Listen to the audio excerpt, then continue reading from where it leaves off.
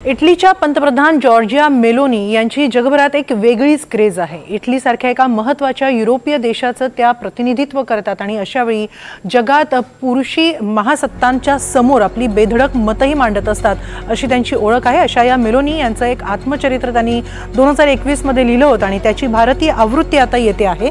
या भारतीय आवृत्तीचं वैशिष्ट्य म्हणजे या भारतीय आवृत्तीला भारताचे पंतप्रधान नरेंद्र मोदी यांनी प्रस्तावना लिहिलेली आहे।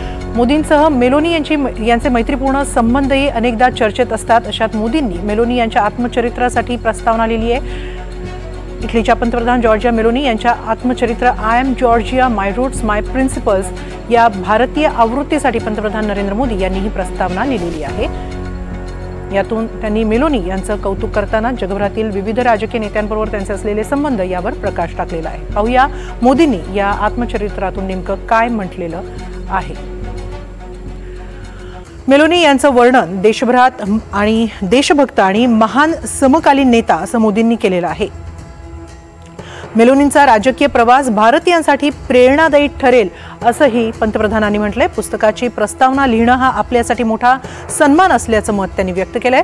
मेलोनी यांचं जीवन आणि नेतृत्व शाश्वत सत्यांची आठवण करून देतं असे गौरवोद्गार मोदींनी काढलेले आहेत। तसंच मेलोनींबाबत आदर, कौतुक आणि मैत्रीची भावना असल्याचं त्यांनी सांगितलंय।